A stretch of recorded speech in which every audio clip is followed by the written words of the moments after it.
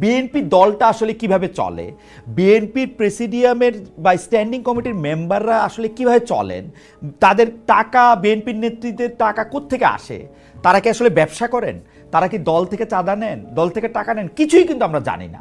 জনাব তারেক রহমান থেকে শুরু করে মির্জা ফখরুল ইসলাম আলমগীর বা ছাত্রদলের সভাপতি রাকিব, এরা সবাই আমার খুব প্রিয়, কিন্তু তারা কিভাবে চলেন আমি তো জানি না, তাদের ব্যবসাটা কি। এবং তারা কিন্তু কখনো এই প্রতিশ্রুতি আমাদের দেন না যে তারা আমাদের জানাবেন যে এটা কিভাবে তারা চলে। There are two things. Number one হচ্ছে যে তার ব্যক্তিগত ইনকাম কত, এটা একটা কোশ্চেন। আর একটা কোশ্চেন হচ্ছে দল কিভাবে চলে। তার ব্যক্তিগত তারেক রহমান সাহেব কিভাবে চলে এটা আপনার জানার কোনো রাইট নেই। উনি যখন প্রধানমন্ত্রী হবে তখন আপনি যেতে পারেন, উনি যদি সংসদ সদস্য হয় তখন জানতে পারেন, এখন আপনার জানার কোনো রাইট নেই। কিন্তু আমি যখন ভোটার হিসেবে তাকে বিবেচনা করব না, ডক্টর সালাম আমাকে একটু বোঝার জন্য, মানে আমি যখন ভোটার হিসেবে ওনাকে বিবেচনা করব যে উনি আর্থিক লেনদেনের ক্ষেত্রে স্বচ্ছ কিনা, উনি কিভাবে টাকা রোজগার করেন, পৃথিবীর সব দেশেই কিন্তু যিনি পলিটিক্যাল পার্টিকে লিড করেন তার টাকা পয়সাটা তিনি কোথা থেকে পান, কোথা থেকে খরচ করেন সেটা সামনে আসে। এইটাকে আমি তারেক সাহেবেরটা জানতে পারবো না। পছন্দ না আপনি ওনাকে ভোট দিবেন না। না আমি তো জানতেই পারছি না, পছন্দ না করব কেমনে, পছন্দ না করতে হইলেও তো আমার তথ্য দরকার। আপনি আপনার এটা তখনই পাবলিক ইনফরমেশন হবে যখন উনি ইলেকশনে দাঁড়াতে চান কিংবা উনি সরকারে গিয়েছেন, ওই সময় আপনি এত বড় পলিটিক্যাল পার্টির লিডার হিসেবে সেটা পাবলিক ইনফরমেশন না। না কেন? উনি তো এখন পর্যন্ত কোনো ক্ষমতায় যান নাই। ক্ষমতার সাথে কি এটা রিলেটেড ডক্টর সালাম? ডক্টর সালাম, আমি যদি ধরেন মার্কিন যুক্তরাষ্ট্রের কথা বলি, অস্ট্রেলিয়ার কথা বলি, আমার কি কোনো রাইট আছে আপনার বেতন কতটা জানার? আমি তো পাবলিক পার্টি না, তবুও আপনার রাইট আছে। আপনি এটা জিজ্ঞেস করতে পারেন। মানে আমি রাইটের কথা বলতে চাই, যখন আপনি পাবলিক পারসন, মানে বিএনপির সর্বোচ্চ নেতা যদি পাবলিক পারসন না হন, এই পৃথিবীতে কে পাবলিক পারসন? পাবলিক পারসন এখানে প্রিভিয়াসের একটা বিষয় আছে, সেটা হচ্ছে কি আমার ইনকাম। হ্যাঁ অবশ্যই প্রিভিয়াসের একটা বিষয় আছে যে আমার ইনকাম কত। আপনি আমাকে বললেন, আপনি জিজ্ঞেস করলেন, বলবো না কেন? কারণ সেটা ফ্যান্টাস্টিক, এটা একটা প্রাইভেট বিষয়, রাইট? হ্যাঁ, তবে এটা আমার জানা ছিল না। তবে ডক্টর সালাম, এটা আমার জানা ছিল না। আমি যতদূর জানতাম যে আপনি পলিটিক্যাল পার্টির লিডার হইতে গেলে, আপনি একটা পাবলিক অফিস হোল্ড করেন আর না করেন, পলিটিক্যাল পার্টির লিডার হইতে গেলে আপনার আয় ব্যয় সম্পর্কে সকল কিছুই পাবলিকলি প্রকাশ করতে হয়, এটাই নর্মস। আমি জানি না যে মানে এর বাইরে আপনি যদি এই নর্মসটা ফলো না করেন সেটা আপনাকে ভোট দিন না। আচ্ছা, আপনি এই নর্মসটা ফলো না করেন, আপনি এই রিস্কটা নেবেন, তবু এটা আপনি মানে ওপেন করবেন না। না, আমি ব্যক্তির স্বাধীনতার ব্যাপারে খুবই ফাসি, আমি ব্যক্তির স্বাধীনতার ব্যাপারে খুবই সেনসিটিভ। আচ্ছা ঠিক আছে। তাহলে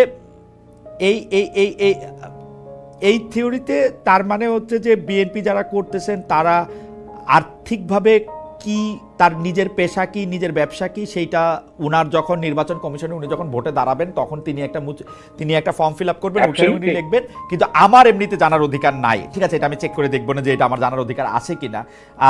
দ্বিতীয় প্রসঙ্গে যদি আসি, বিএনপি দল হিসাবে কিভাবে পরিচালিত হয়। আমি এনসিপি 150টা গাড়ি নিয়ে গেলে আমি হইচই শুরু করি, বিএনপি যে 1500 গাড়ি নিয়ে বাইর হয়। আজকে তারেক সাহেব যদি বাংলাদেশে আসে 15,000 গাড়ির মিছিল হবে, কমপক্ষে 1.5 লাখ হইতে পারে। সেইটার জায়গাটা কোত্থেকে হবে, সেইটা কি আমরা একটা জবাব চাইতে পারবো? মানে ওইটা কোন জায়গায় হবে? অফকোর্স ব্যাপারটা হচ্ছে যে বাংলাদেশে এনসিপি যেভাবে চলছে, আওয়ামী লীগও সেভাবে চলতো, বিএনপিও সেভাবে চলে। এবং আপনি এটাকে যেই নামেই ডাকেন, এটা হচ্ছে কি চাঁদা, মানুষের চাঁদায় চলে, as simple as that। এখন আমাদের যেটা দরকার সেটা হচ্ছে কি এখানে একটা স্বচ্ছতা আনা দরকার, রাইট?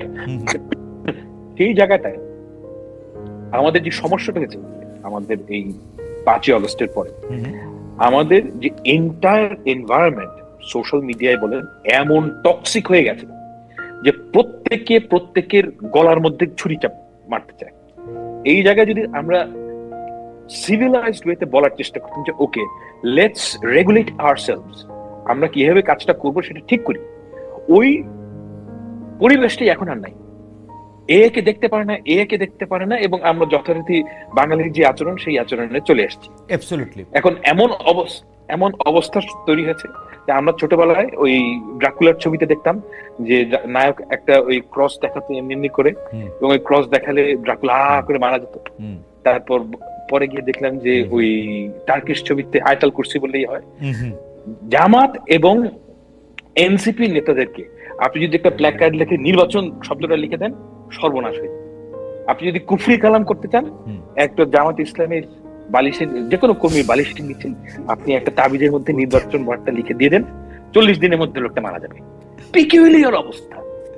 আপনি দেখেন যে আনবিলিভেবল, নির্বাচন ওয়ার্ডটা এমন টক্সিক ওয়ার্ড, মানে ক্রিপ্টোনাইটের মতো। নির্বাচন শব্দটা শুনলে সবাই রেগে যাচ্ছে।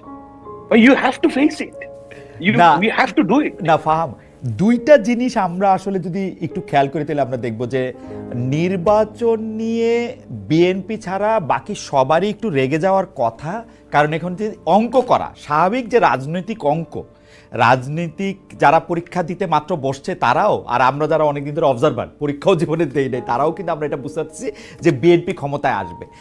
আমাদের প্রশ্ন ছিল যে আমরা কি একসেট স্বৈরাচারী সরকার চলে যেতেছে, কিন্তু আরেকটা দল আসবে, সেই দলটা একই পথে হাইটা একই রকমভাবে হয়ে উঠবে কিনা, মানে বিএনপি হয় না এখনো, হইয়া ওঠার সম্ভাবনাটাকে রোধ করতে পারবো কিনা, ওইটা ছিল হচ্ছে আলোচনা। সেই জন্য কিন্তু বারবার কিছু সংস্কারের কথা বলা হয়েছে, কিছু পরিবর্তনের কথা বলা হয়েছে। বিএনপি যদি এখন যে যে বিষয়ে রাজি হয়েছে, প্রধানমন্ত্রীর 2 টার্মের কথা আমি যদি বলি, আরও একটা দেখলাম যে নির্বাচন কমিশন গঠনে প্রধানমন্ত্রীর একক এখতিয়ারের কথা যদি বলি, সেগুলি যদি 2025-এর ডিসেম্বরের আগে রাজি হইতো, তাহলে বোধহয় নির্বাচনটা আরেকটু আগেও হইতে পারতো। আপনার কি মনে হয় না যে এই নির্বাচনটা পেছানোর কারণ বিএনপির এক ধরনের একগুয়েমি, সংস্কার শুনলে বিএনপির গায়ে জ্বর আসা, এরকম কিছু? না, আমি বিএনপি তো ম্যাক্সিমাম সংস্কার মেনে নিয়েছে। না, মানছে অনেক পরে। ডক্টর সালাম, আপনি খেয়াল করেন, এটা হলো গত 1-2 সপ্তাহের ডেভেলপমেন্ট। না, আমি আপনাকে বলি যে বিএনপি ফান্ডামেন্টাল কিছু সংস্কার মানে নাই। ফান্ডামেন্টাল সংস্কারের মধ্যে একটা হচ্ছে এনসিপি, যেটা সাংবিধানিক কাউন্সিল, সেটা ঠিক আছে, সেটা আমি বলছি। হ্যাঁ, এই ধরনের কয়েকটা ফান্ডামেন্টাল সংস্কার তারা দুইবারে বেশি প্রধানমন্ত্রী হইতে পারবে না, সেটা তো বিএনপি প্রথমে মানতেছিল না, মেনে নিয়েছিল না, এটা এখন মানছে। এটা যদি গত বছর মানতো তাহলে ইলেকশন আরো আগে হইতো। এইটা একটা হাইপোথিসিসের কথা বললাম। না, আপনি ইউ আর রিডিং ইট রং। আচ্ছা, জামায়াতে ইসলামী এবং এনসিপি এই দুটো দল নির্বাচন চায় না, অ্যাজ সিম্পল অ্যাজ দ্যাট। আমাদের হান্নান মাসুদ যাই বলুক, তাদের যে অ্যাক্টিভিটি, এটা ক্লিয়ার। এই সরকার অথর্ব, এই অপরাধে তাদের অথর্বপনা দীর্ঘদিন ধরে করতে দিতে হবে। এটা হচ্ছে কি এনসিপির অফিশিয়াল স্ট্যান্ড। আমার মনে হয় যে আপনাকে তো এই জি, আপনি যদি মনে করেন যে এই সরকার অথর্ব, আমি এই ওয়ার্ডটা ইউজ করতে চাই, কিন্তু এই ওয়ার্ডটা, এটা সত্যি কথা, এই সরকার খুবই দুর্বল এবং আমরা চাই যে এখান থেকে আমরা উত্তরণ করতে। আপনি তো এই দুর্বল সরকারকে রেখে দিলে ওই দুর্বলতা থেকে আপনি মানে বের হতে পারবেন না।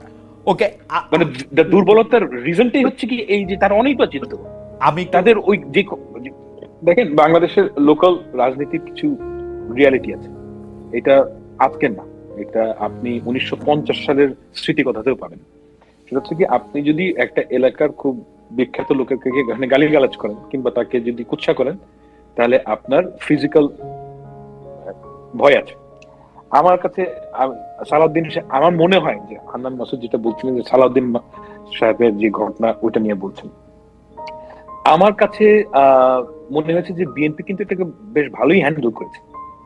সালাউদ্দিন সাহেব কিন্তু কোনো এটাকে, ঘটনা এখন যেটা ঘটছে, the way I read it, যে জামায়াতে ইসলামী এবং এনসিপির নেতারা তারা চাচ্ছেনই যে একটা অল্টারকেশনের মধ্যে যেন যাওয়া হয়, অর্থাৎ অল্টারকেশনে গেলে তারা এটা বলতে পারে। আমার পার্সোনাল রিডিং, হান্নান মাসুদের সাথে আমি একমত নই। আমি পার্সোনালি মনে করি যে এনসিপি আলটিমেটলি ইলেকশনে নাও যেতে পারে এবং আলটিমেটলি ইলেকশনে না গেলে তারা যে গ্রাউন্ড ওয়ার্কটা তৈরি করবে, যে আমাদেরকে, আমি মনে করি না যে বাংলাদেশের অবস্থা এত খারাপ যে গেলে আপনাকে মেরে ফেলবে কেউ পিটায়। হাউএভার, খুব ভালোও না। হ্যাঁ, it has improved a little from last year, কিন্তু হয়তো আমরা এখনো আমাদের যে কাঙ্ক্ষিত জায়গাটা যাওয়ার কথা সেখানে যেতে পারিনি। কিন্তু আমাদের একটা জিনিস মাথায় রাখতে হবে, বাংলাদেশের রিয়ালিটি আপনাকে মানতে হবে। বাংলাদেশের রিয়ালিটি এমন না যে অস্ট্রেলিয়ার মতন, যে দুজন নেতা পাশাপাশি বসে দুজনকে কুৎসা করছেন। এই জিনিসটা বাংলাদেশে হবে না। যেটা হবে না সেটা বাস্তবতার কথা, ওই অবাস্তব কথা আমি যাচ্ছি না, কিন্তু আমি মনে করি যে ইলেকশনের আগে বাংলাদেশের এই পর্যায়ে যাবে যে খুব বড় ধরনের থ্রেট থাকবে না, আমি এটা মনে করি। এই কাজটা করার দায়িত্ব হচ্ছে সরকার। ডক্টর সালাম, ইলেকশনের ওই পর্যায়ে যাওয়ার আগে হান্নান মাসুদ যে কথা বলেছেন সেই জায়গা থেকে আমি একটু আসি। উনি একটি অভিযোগ করেছেন যে বিচারের কোনো লক্ষণ, মানে আওয়ামী লীগের যারা শীর্ষস্থানীয় আছেন, ধরেন শেখ হাসিনা সহ যারা আছেন, তাদের আসলে বিচারের কোনো একটা মানে লক্ষণীয় অগ্রগতি তারা দেখতে পাচ্ছেন না, সরকার দ্বিতীয় ট্রাইব্যুনালটাকে চালু করছেন না। এইটার কি কারণ বলে আপনারা মনে করেন, যে মানে কেন সরকার এটা আসলে করতেছে না? এক, আর দুই হচ্ছে যে আওয়ামী লীগকে নিষিদ্ধ করার ব্যাপারে বা আওয়ামী লীগকে নিষিদ্ধ করার ব্যাপারে এনসিপি যত সিরিয়াস, এনসিপি যতটা নিজেদের ভুক্তভোগী মনে করে, বিএনপি তার উল্টা দিকের পথে কেন আছে? বিএনপি কেন মনে করে না যে আওয়ামী লীগকে নিষিদ্ধ? আমি প্রথম কোশ্চেন উত্তরটা খুব সহজ। জি, প্রথম কোশ্চেন হচ্ছে কি, আমি এই বিষয়ে অনেকের সাথে কথা বলেছি যে মানে শেখ হাসিনার কেস কেন আগায় না। এটা সবচেয়ে বড় কারণ হচ্ছে কি, যারা তদন্ত করবে এই ধরনের পুলিশ অফিসার ছিল না। কোয়াইট সিম্পলি আপনি পুলিশের লেয়ার বাই লেয়ার হচ্ছে আওয়ামী লীগের লোক। এদেরকে যখন সরায় ফেলা হয়েছে তখন আপনি দেখবেন যে যারা বিএনপি পন্থী কিংবা আপনি হোয়াট এভার প্রফেশনাল অফিসার যারাই কি বলেন, তারা 15 বছর ধরে তদন্ত করেন। তারা সবাই ওই ওএসডি হয়েছিল 15 বছর ধরে। এখন তারা মানে আপনি প্রফেশনালি যদি 15 বছর একটা কাজ না করেন, আপনার তো কোনো প্রফেশনাল ডেভেলপমেন্ট হয় না। তারা ওই কাজটাই ভুলে গেছে। প্রথম 3-4 মাস দিস ওয়াজ অ্যান ইস্যু। তো এই কারণে তারা তদন্ত কাজ আগাতে পারেন। তো আর বাংলাদেশের আমরা সবাই জানি যে ইনস্টিটিউশন গুলো ধ্বংস হয়ে গেছে। তো ওই কারণে আপনার প্রথম দিকে তদন্তের গতি খুবই মন্থর ছিল, এবং that is the reality we are dealing with. এই কারণে হাসিনার ব্যাপারে যেটা দৃশ্যমান অগ্রগতি সেটা দেখা যাচ্ছে না। ওকে, হচ্ছে নাম্বার 1 কোশ্চেন। আর নাম্বার 2 হচ্ছে আওয়ামী লীগ নিষিদ্ধের ব্যাপারে বিএনপির এক ধরনের রিল্যাক্টেন্ট অবস্থান, আওয়ামী লীগের লোকদেরকে নিয়ে রাজনীতি করার ব্যাপারে বিএনপির একটা চাওয়া। না, আওয়ামী লীগকে নিষিদ্ধ, আচ্ছা আমি আপনাকে একটা বাস্তবতার কথা বলি। আওয়ামী লীগকে যদি আপনি নিষিদ্ধ করেন বলে, আপনার কি মনে হয় যে এই ক্ষমতাটা একটা সরকারের থাকা উচিত কিংবা পার্লামেন্টের থাকা উচিত? আমার তো মনে হয় যে একটা পার্লামেন্টের এই ক্ষমতাটা থাকা উচিত না। আপনি তার যে কোনো ইন্ডিভিজুয়ালের বিচার করবেন, এবং এটা করতেই হবে। আওয়ামী লীগের প্রত্যেকটা অপরাধীর বিচার করতে হবে। কিন্তু আপনি যদি অ্যাজ এ পার্টি একটা জিনিসকে ব্যান করেন, আপনার কোনো এই প্রেসিডেন্সটা ক্রিয়েট করে 15 বছর পর অন্য কোনো পার্টিকে যদি ব্যান করা হয়, আপনি এটা কোনো গ্যারান্টি দিতে পারবেন? খুব বাজে প্রেসিডেন্স একটা পলিটিক্যাল পার্টিকে যদি আপনি ব্যান করেন।